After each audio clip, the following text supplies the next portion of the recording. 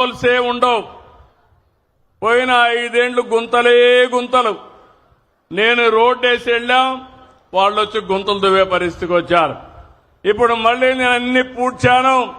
మళ్లీ శాశ్వతంగా గుంతలు పడే పరిస్థితి రాకుండా చూసుకునే బాధ్యత మీదని ఆటో డ్రైవర్లందరికీ విజ్ఞప్తి చేస్తున్నా.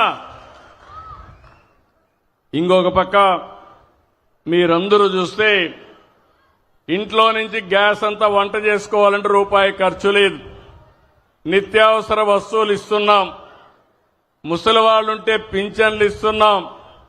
పిల్లలుంటే వాళ్ళు ఎంత హ్యాపీగా ఉన్నారంటే మా కూటమి నాయకులు ఎక్కడికి పోయినా పిల్లలు మాత్రం 2 వేళ్లు చూపిస్తూ మాకందరికీ అభినందనలు తెలియజేస్తున్నారు. ఏ పిల్లలను చూసినా దానికి కారణం పిల్లలు భారం కాదు. ఎంతమంది పిల్లలుంటే అంతమంది పిల్లలకు 15,000 రూపాయలు ఇచ్చే బాధ్యత మాది. ఇదొక పెద్ద సంపద మనందరికీ. పిల్లల్ని బాగా చూసుకుంటున్నారు.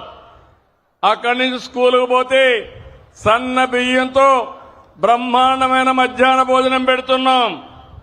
ఇంకో పక్క పుస్తకాలు గాని అదే మాదిరిగా యూనిఫామ్ గాని అవన్నీ ఇచ్చే పరిస్థితికి వచ్చాం.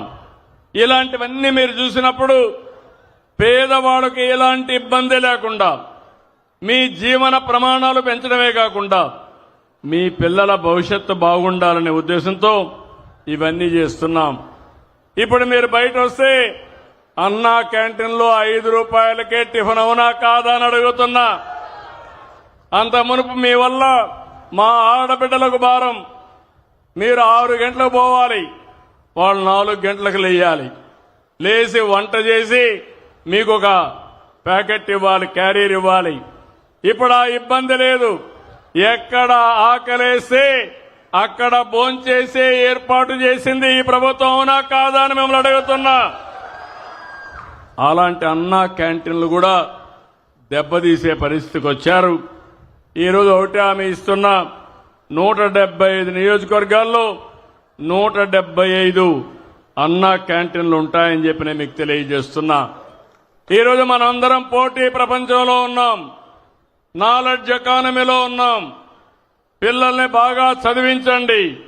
అంతేకాదు ఈరోజు కొత్తగా మీరు చూస్తే ఇంటిపైనే కరెంటు ఉత్పత్తి చేసుకునే పరిస్థితికి వచ్చాం. విజయవాడలో చాలా సంతోషం, అన్ని వెహికల్స్ కూడా సిఎన్జికి మార్చారు.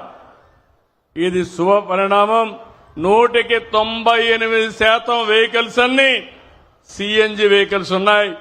ఆటో డ్రైవర్ని మనస్ఫూర్తిగా అభినందిస్తున్నా. మంచి పని చేశారు మీరు. రాబోయే రోజుల్లో వీలైనంత వరకు సిఎన్జి గాని ఎలక్ట్రికల్ వెహికల్స్ పోతామని చెప్పి కూడా నేను మీకు తెలియజేస్తున్నా. ఈ కార్యక్రమాన్ని కూడా మనం ముందుకు తీసుకెళ్తాం. ఇది కాకుండా ఇంకో పక్కన మీరందరూ చూస్తే ఈ రాష్ట్రంలో అందరి ఆరోగ్యం కోసం